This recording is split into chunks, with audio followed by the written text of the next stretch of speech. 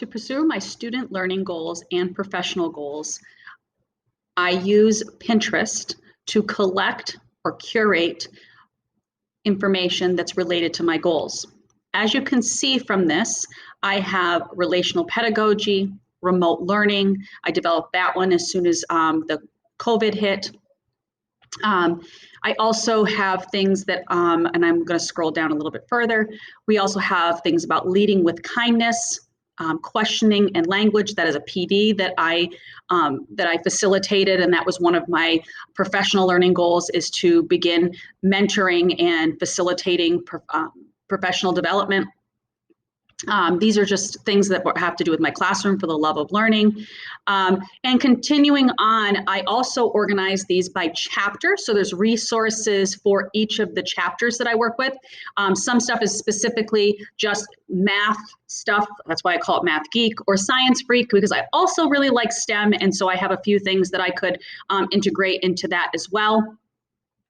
Class meetings and peace builder stuff, so I can build relationships with my students and do some of the things for advisory. RTI and assessment is another one. I do IMNs, which are interactive math notebooks with my students, so I have a lot of the foldables in there. Technology in my classroom, different new ideas that I would like to implement. Growth mindset is something I always cultivate in my classroom.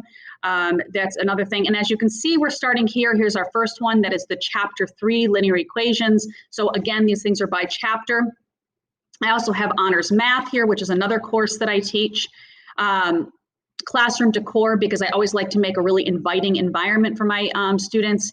Problem-based learning and STEM is really important in my classroom. Here's some more on the different chapters. Social emotional learning, which is really important to me. Mentoring is here. This is where I mentor other teachers or a pre-service teacher, which I had the opportunity to do this year.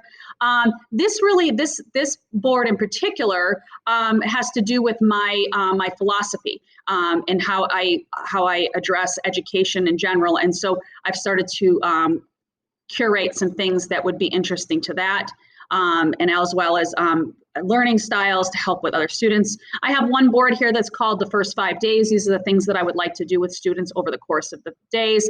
Math review games was developed because students requested that we do more things that, before a quiz or a test.